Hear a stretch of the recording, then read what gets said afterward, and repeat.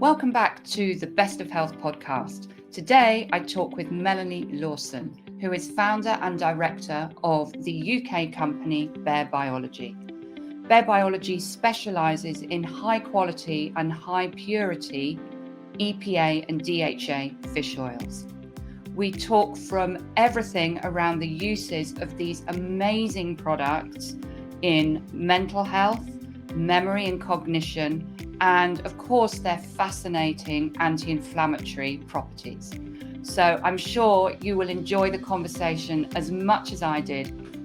My guest today is Melanie Lawson. She's CEO and founder of Bare Biology, a UK supplement company predominantly specialising in omega-3 fatty acids, but a lot more coming.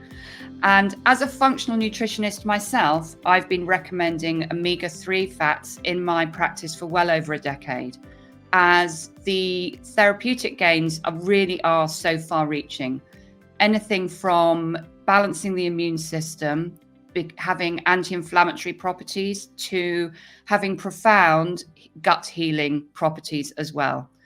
So I am beyond thrilled to have this conversation with Mel today to open up the dialogue around what omega-3 fats are, sustainability, ethics, and the uses of omega-3 for the, I don't like to use average, but for everyone on the street. So welcome, Mel. Thank you so much for joining me.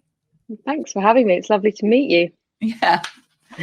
And Mel and I both live in Sussex, and we've just discovered that we actually only live just up the road from each other. So this is the start of a beautiful relationship, I hope.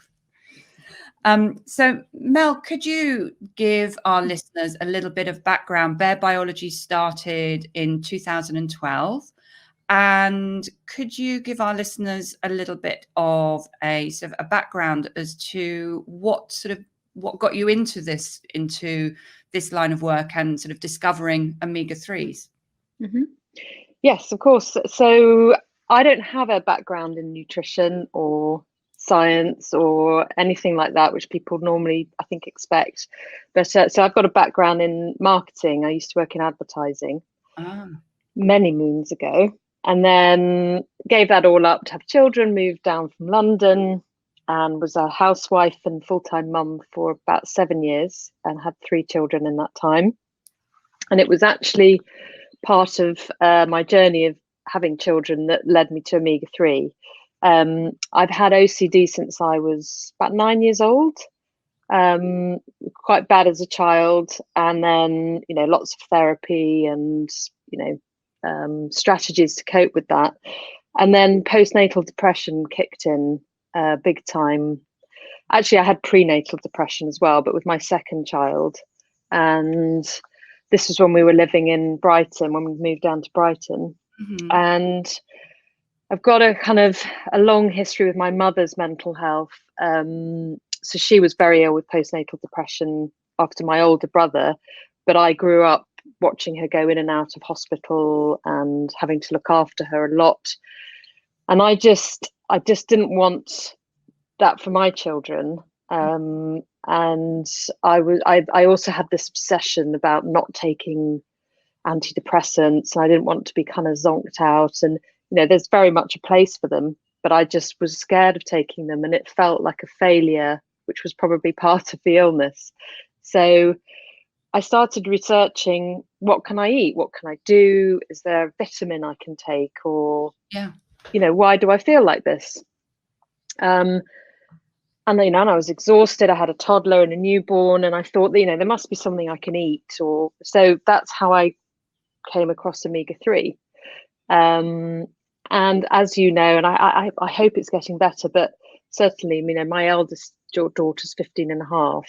Nobody told me about omega-3. I was told to take Pregnacare, and I think possibly my obstetrician said, take Mum Omega.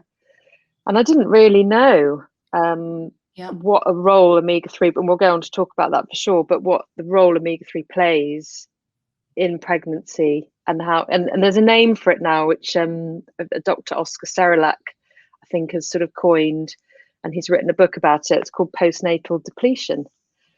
and I'm sure you know a ton of it about this, Tanya, you know, you end up depleted of so many nutrients. Yes. And omega-3 is one of the biggies. And omega-3 plays a huge role in our mental health. Absolutely. So that made sense to me. And I thought, I'm just going to take loads of omega-3 and eat loads of tin sardines. And all the brands that I could find here were really rubbish. And because I couldn't get enough, a high enough dose. Yeah. So I'd look at, you know, your standard Boots type label, and I'd think, but I'd have to take like 20 Absolutely. a day, and this doesn't make sense. So then I looked at American supplements, who are often ahead of the game, Yep. in you know, food it's less so, but supplements, they're generally better than ours. And so I was buying an American brand that delivered that amount, and I felt so much better. And then I just discovered omega-3, and I just thought it was brilliant, and everybody needs to take this. And that's how it started, basically. Oh, what an inspiring route into this, and there's so much there that we can dig into. So, so for our listeners, could you explain? So first of all, omega-3s are what are called essential fatty acids, and they're given that term because they are essential for health, and we can't synthesize them, we can't make them ourselves, hence why they're called essential. And so could you explain what they actually are? Would that?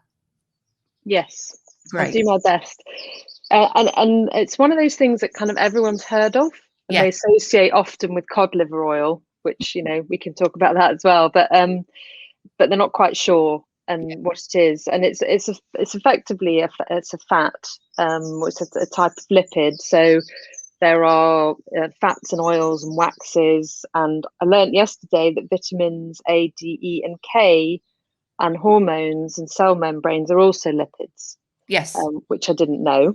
Yes. So, and omega-3 basically does form part of the structural membrane component of our membranes. And there's fascinating work, if anyone wants to look into it. I think it's Professor Michael Crawford from Imperial College. Yes, absolutely. We'll put his details in the show notes. Absolutely. He's incredible, the work he's done. And I was lucky enough to meet him a few years ago. But basically, the brain is largely made of lipids, fats, and about 60% of our brain. And this is what I learned in my research in pregnancy, that omega-3 plays a huge role in that, and is one of those key lipids that forms our brain structure, our eyes, our nervous system. So yeah, it's really, it's a fat which is a very clever fat, and we really cannot, our bodies just can't function without it. No. So that's fantastic. And there are, for our listeners, there are two more well-known omega-3s. So you may have heard of EPA, and I'll put what the long names are in the show notes for those of you that are interested. So we have EPA and DHA. And more specifically with what Mel was talking about around how her experience with mental health and sort of mood changing, and also very much in fetal development, what the brain is and the development of a fetus, it's the DHA that the body really needs. And so when I'm thinking about DHA, I'm thinking about brain, memory, and learning and cognition. So for all of you who've got children at the moment who are studying, cramming for, well, they're not exams, assessments at the moment, this is really important for their development. And there are some really fascinating studies around how certainly the DHA component is associated, or deficits in that is associated with ADHD and mood disorders. So it is really, really powerful stuff. Have you had any feedback around sort of from any parents who've been using your products that have had positive changes with any children on the autistic spectrum or anything like that, Mel? We've had loads. Oh, that's amazing. I know, and sadly we can't share them publicly on our website because of all the MHRA guidelines and all of the approved health claim stuff. We had quite a lot of reviews on our website that customers have posted along the lines of, I mean, one lady springs to mind whose grandson has autism, couldn't go to school. I think he was 3 or 4 at the time, and persuaded his parents, who are both medical doctors, to try our kids product, which is called Action Heroes.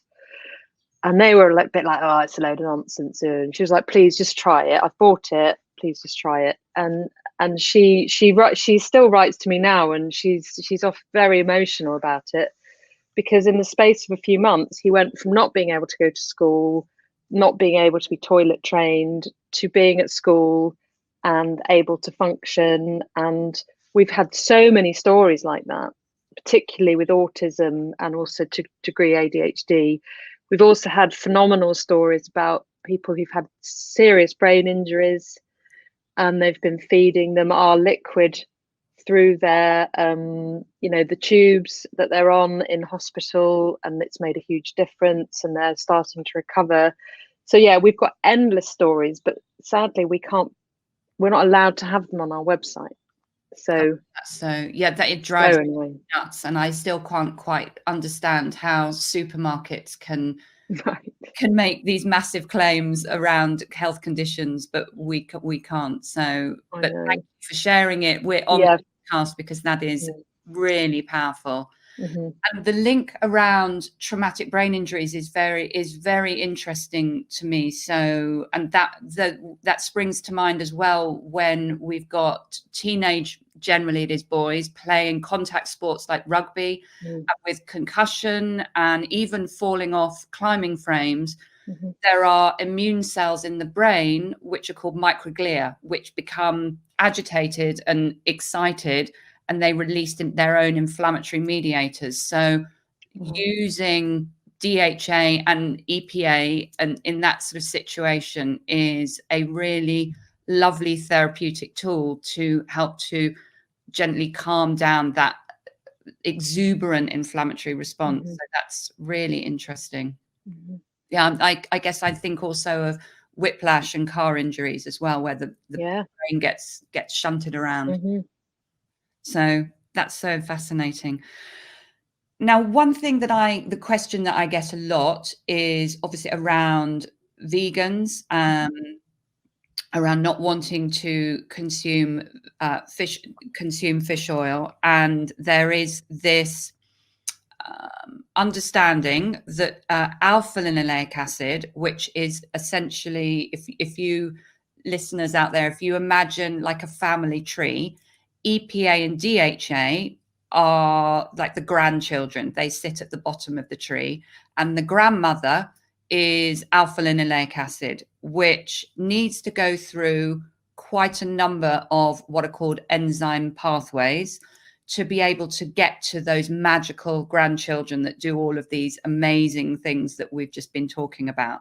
So there we have alpha-linoleic acid, which we find in a lot of plant foods like chia seed, flaxseed, hemp. And there are a number of reasons why they have their own health benefits. But have you got what would you say to somebody that is saying, I'm getting my omega-3s from alpha-linoleic acid? What would your take be on that, Mel?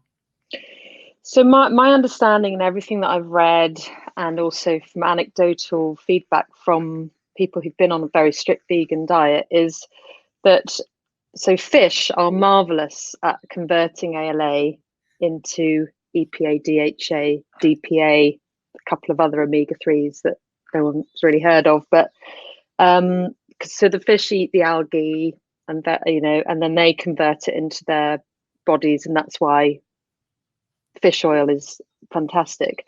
And I did a quick check yesterday. So there are some sort of nutrition reviews that say about between 8 and 20% of ALA is converted to EPA in young, healthy women.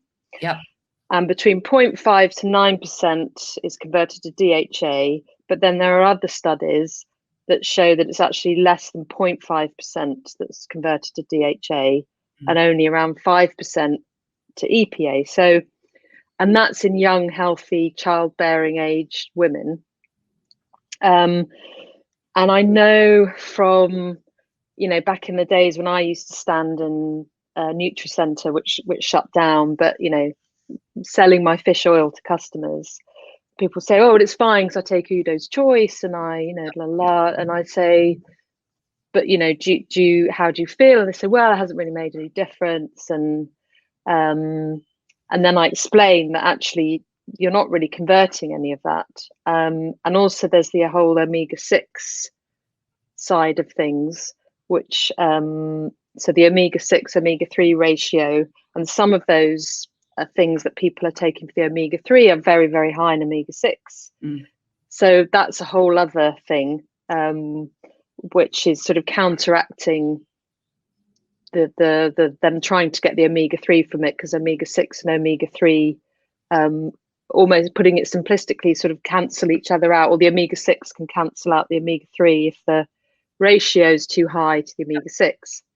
So I've also got somebody who's recently joined my team who was a strict vegan for many years, and she said she got to the point where she was dreaming about fish, and she was dreaming that she was eating the raw salmon, and she was a bodybuilder at the time,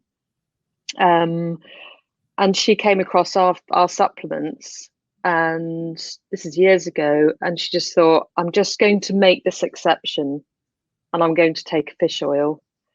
And she said she just felt like a new person, like a brand new person. So I think the thing is with the ALA and the vegetable sources is they just don't really get converted enough. Yes, is the general thinking and evidence. Yeah. And I would completely back that up. I've seen the same studies, and those pathways are really just we're not very efficient as human beings at making those pathways, and we need optimal levels of zinc and magnesium and other cofactors, and on top of the fact that we're just not as efficient as fish at making converted pathways. And what Mel was talking about in terms of omega-6, so omega-6 fats are run along a similar pathway, but there is a competitive counterbalance. So they, in essence, will steal substrates away from the omega-3 pathway. And omega-6 fats are very high in a refined Western diet. So we see omega-6 in foods in what the wonderful Amelia Freer coined package and promise type foods. So it can be quite easy to have a much higher omega-6 ratio in your diet, and then that knocks that out. So let's circle back around to, you talked about a dose, and what is you said when that's what you started, you had to source your omega-3s from America. So, and I've referred to therapeutic doses. So in my world, I will generally start with 3 grams as either in a product. So could you explain what your products are, and also how those, you mentioned some of the high street brands. So can we make that real for people, what that means? Yeah, definitely. So this is where, when I was looking for omega-3s and I read the tiny little print on the back, that I thought, wait, hang on a minute. So you'll often see, I won't name any brands, but some of the big high street brands that you see in Boots, and it will say high strength, 1,000 milligrams, blah, blah, blah. And then you turn it over and the 1,000 milligram is referring to the weight and the size of the capsule. Absolutely. Which is like a big old fat boy like that. And then and then you look, guys. yeah, which are really hard to swallow, which is why we have little capsules. But then you read the little small print on the back and you go, right, so how much EPA and DHA is in that capsule? Yep. And it's generally around 120 milligrams of EPA, I think, and about 80 milligrams of DHA. It's something like that. I can't remember off the top of my head. I've got it all Right. Yep. written Absolutely. down somewhere. And then you think, okay, so that's 200 milligrams. What's the other 800 milligrams? Yeah. It's Cheap just, oil. Yeah. just cheap oil. Often it'll even list sunflower oil or, you know. So there's a lot of, you know, a lot of sort of conning that goes on with those supposed high strength capsules. So be warned, look at the little print on the back and look for the EPA DHA content. All the reading I did around sort of therapeutic doses and a lot of the research. So omega-3 is very well known for heart health benefits, and there's, you know, there are prescription omega-3s called Levasa, and I can't remember the other one, for people who've had heart attacks, etc. In America, it's much bigger in America. Yes, I think they are available here. They're ethyl esters, which is a whole other subject. Ours are natural triglyceride forms, but when I looked at the studies that showed the benefits of omega-3, they were often 3,000 milligrams or 3 grams, 6 grams, even up to 18 grams. Yep. And to get the benefit, and you know, everyone always looks to the Japanese for their, you know, incredible health, even though some of their, you know, other aspects of their diet isn't that great, like the high salt content, and everyone, why are they so healthy? And they eat around 18 grams a day of omega-3. Yeah. So I thought, well, that's not going to do anything. 200 milligrams. I'm ill. I need more. So our products, so our liquid, which is it's called Life and Soul Liquid now. It used to be called Lionheart. I was like, well, it's got to be at least, you know, it's got to be 3,000 milligrams, but in a small dose. Yep. Because you can't take, you know, to get 3,000 milligrams from the best known high street brand, you'd need to take 28 capsules. Yeah. 28 big fat capsules a day. It's crazy. Yeah. You'd feel so ill, and it would cost you a load of money. And people often say, "Oh, your products are very expensive." You say, well, they're actually cheaper. When you look at the cost per gram of EPA DHA, they're cheaper than that cheap one you're looking at in the supermarket. Because you just take a teaspoon to get the 3 grams or 3,000 milligrams. And our capsules are also high strength. The liquid is the best if you want a really therapeutic dose without taking lots, but our capsules are roughly about half the amount, because you just can't fit that much in a capsule. No, of course. But they are lovely and small. Yes, and they're not big horse tablets. No, they do. And you still, sorry, I interrupted you. And you still get, you know, 4 times the amount in the capsule that you do in your other ones. So yeah, and this is the other thing, obviously, is, you know, government guidelines or EFSA or, you know, they'll say, oh, you know, you need 250 milligrams a day or whatever. I mean, it's all just baloney. So yeah, when you actually read the studies that have done very well, and there's the famous DOLAB study that Dr. Alex Richardson did on the school children. Yeah, they're much higher doses. Yeah. So yeah. Really great. Yeah. So we've been using, I think, so you started in 2012, and I've been extolling the virtues ever since. And yeah, it's they absolutely work. They do what they say on the tin.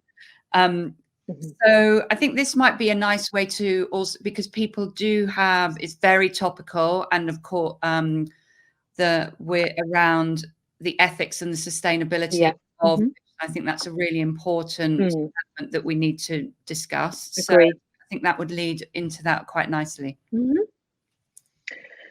Yeah, so are you referring to the documentary?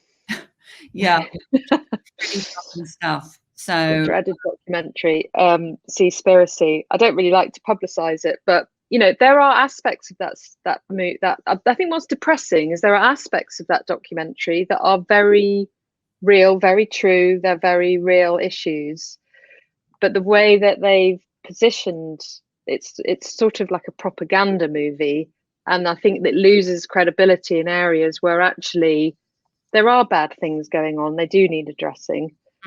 But there are also a lot of good things going on. And I mean, from absolute day one, we have only sourced, well, our fish oil still comes from the same manufacturer as day one. But the first question I ask is, what sustainability certifications do you have? And if they say, well, we don't have any, well, I don't, that's it, end of conversation. Any further. Yeah. So our fish oil manufacturer are certified by Friends of the Sea and Marin Trust, which used to be called IFFO-RS. And I know that documentary kind of calls into question the MSC, and it sort of suggests that it's not really, the certification isn't actually that real, or it's corrupt, or, you know, which is worrying. And I watched that thinking, oh, this is the end of my business. And, you know, that this is it. And then when I calmed down, I thought, well, hang on, they haven't actually really given anyone the opportunity to respond. And there have been some interesting articles since, one in the Guardian, one of the BBC, saying, well, actually, you know, that they make a claim that the oceans will be empty by 2048. Yeah. But actually, a huge amount has been done to improve sustainability, and all of these certification programs have done great work. So actually, you know, cod population has risen again, and I mean, it's a huge subject. But we've had customers email us about this, and we've you know, written a response, and I don't want to have any part in any sort of unethical business. Yeah. At all.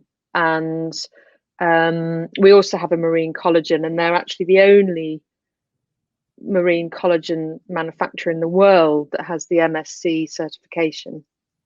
And I got onto both of them literally the next morning and said, have you properly checked your supply? You know, are you 100% sure? Do you trust the certification? Do you trust your supply chain?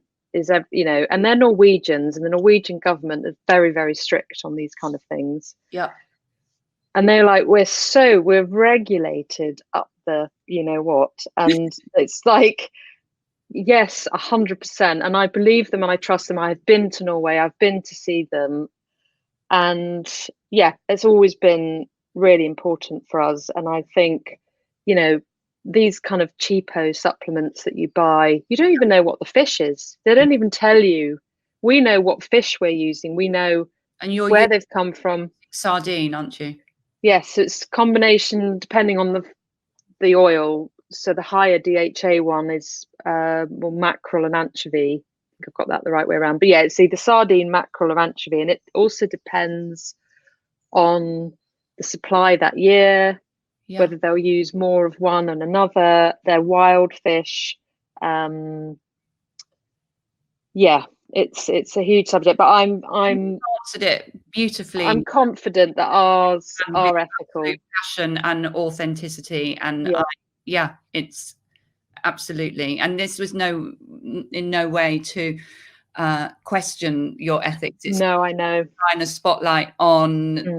I know that as a company, you've done your due diligence, and the irony of it is actually that this guy, I think he was actually from Brighton, wasn't he? Yes.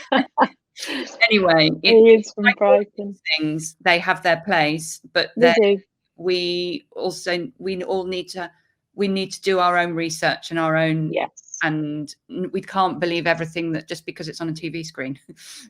100%, and I'd say that goes for everything. You know, we need to have critical thinking, and look into what they're saying and just do your own fact checking, because even fact checkers are often in the pocket of someone. Yeah, that's a rabbit hole we don't want to go down today. But no, yeah. we'll have a walk and we'll talk about that. Exactly. Thank you.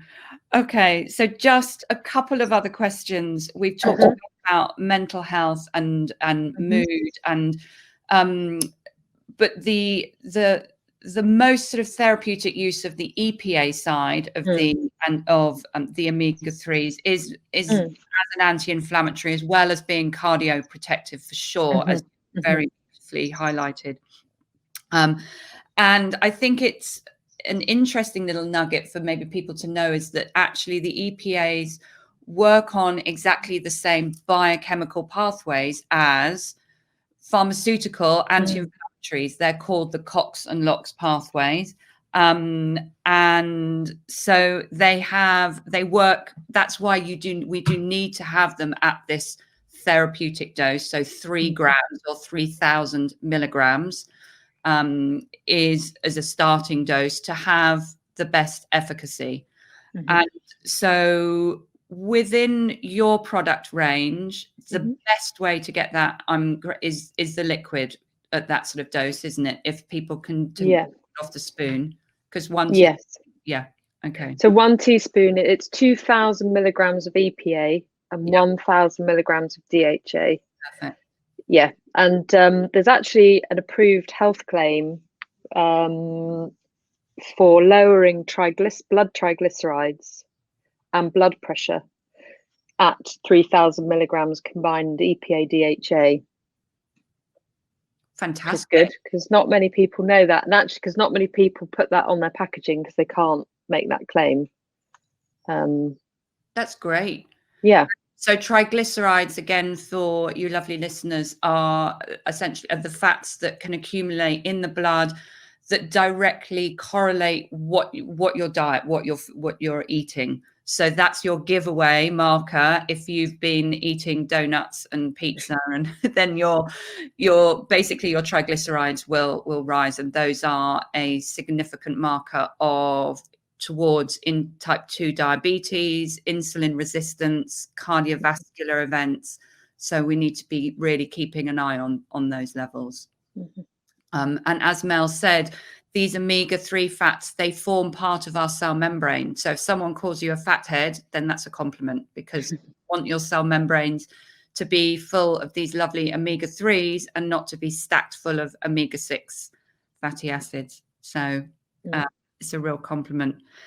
Could I just sort of finally ask, we hear a lot about krill oil. Could you explain sort of the differences in terms of and the sort of the quantity, the make of those? So I'm not an expert on krill oil, but krill oil is high in astaxanthin. Okay. Which is an antioxidant. Not very high in omega-3. I can't remember the exact amounts, and same as cod liver oil.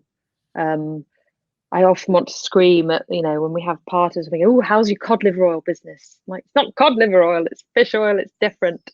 So yeah, krill oil is not the way krill is marketed. Is it's a kind of it's a better alternative to omega-3, even though it doesn't really have the same thing, and it's not very high in omega-3. In fact, it's very low in omega-3, but high in astaxanthin, which is why it's red.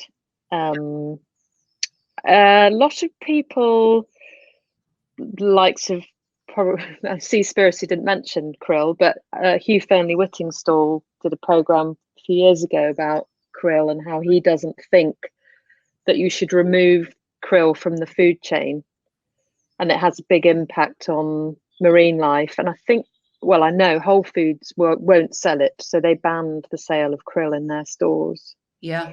So there is a sort of, because I think some people think, oh, krill, that's probably more sustainable or more ethical than fish oil, but there's a lot of thinking that actually it's not. Yeah, that makes complete sense to me. So yeah, I don't know a lot about krill, but people often say, oh, well, I take krill. It's like, it's kind of a totally different thing. Yeah. And if you're wanting to take something as an antioxidant, which the way I describe that is, so even we create oxidative damage to our tissue just by walking out the door, by breathing. But in anyone that's got an inflammatory condition, then your inflammatory burden is going to become higher, and it's creates what are called free radicals. So an antioxidant has the ability to quench those free radicals. So it pairs up the molecule and makes it more stable. And so that is the sort of the use of an antioxidant. But omega-3s also have an anti-inflammatory capacity, a very therapeutic capacity. So it sort of, and it's working on a slightly different, a different mechanism. But and cod liver oil is sort of came about really about being high in vitamin A or retinol, which again, it's a different mechanism to a degree, isn't it? Yeah, and not very high in omega-3 cod liver oil. Not at all. So hardly any. So yeah, they're all different things, really. Yeah. So fantastic. And so could we finally just sort of round up? This has been such a fantastic dialogue around the just so people can know which of your products might be the most appropriate. And I would like to kick it off with your Mindful, which I have been using for a number of years now, around, because it's the highest way I can get DHA in, and I take 2 a day, because I do have genetic sort of vulnerabilities around mental health as well, and around certainly sort of around those Alzheimer's genes. So what other products, just to signpost people, please, Mel? I'm really pleased that you take Mindful, because Mindful is really one of my favorite products. Love it. But people kind of go, oh, but I want the EPA. I'm like, I know, but this one is so cool, and it's yeah, and a lot of people think, including Michael Crawford, that DHA really is the key omega-3. But so there's Mindful, which is basically just pure DHA. And it makes it a very affordable way of getting a good dose of DHA, and you could take 2 a day. We've got Mums and Bumps, which is for pregnant women, prenatal, postnatal. So because you need the support during breastfeeding as well, because DHA goes through your breast milk. They're effectively the same product, but we wanted to make it easier for people to navigate the range, because the Mums and Bumps product is fabulous for a DHA, if you need DHA, but you wouldn't necessarily buy it. You think, well, I'm not pregnant, so I don't need that. Yes. Yeah. And vice versa. Yeah. So they're pure DHA capsules, and it's just a smallish capsule, 1 a day or 2 a day. Then we've got our Life and Soul range now, which is a liquid, which is our original, which is the kind of the daddy of our products. It's got the biggest whack. And then there's the capsule version, and you've got the mini capsules, which is 4 little ones or 2 bigger ones a day, which are called Life and Soul Dailies. They're all the same oil, completely the same. It's just big, small, and liquid. And they're the kind of cover all your bases type products. Kind of work for everyone, kids, everyone, pregnancy, the whole lot. Then we've got Action Heroes, which is a liquid for children. And what's phenomenal about that is it's very high DHA, which is the one the kids need the most. And it's so powerful that they only need 1 ml. So it's really easy. And that's 560 milligrams of DHA. Or is it 500? Getting confused with Mindful. Anyway, it's a lot of DHA in 1 little drop. So it's really easy to get a really good amount into children. That's it on our omega-3s, isn't it? Yes, and then we've got the 2 marine collagens, which there's just the plain collagen and then one with added vitamin C. Another antioxidant, so fantastic. And I will tell you here, you're going to be the first to hear this. We are launching an algae-based omega-3. Are you? Yes, it's been top secret. We're hopefully launching at end of June, and I've ummed and ahed because I wouldn't launch a plant-based omega-3 because I just don't believe in them. But we do have, especially a lot of customers with children or teenagers who are vegan, and they're like, oh, please. So we're launching a vegan algae-based omega-3, high in DHA, EPA, but it also has an algae-based astaxanthin. So it's a really good whack of DHA and anti-inflammatory in one capsule. And it's in a seaweed capsule, and people stress about seaweed source, and it's red seaweed because people worry if you're getting really into the detail. So I'm excited and nervous at the same time because it's moving into a whole different area for us. But it is. I totally can understand your around that, but absolutely there are, and I am in this situation myself, and I have our teenagers are very, very informed, and they are passionate about the planet and wildlife, and they're heading off. They've got their own. They're off to uni and sixth form, and so but they need these nutrients to feed their brains and their prefrontal cortex to develop, and their memory and their reasoning.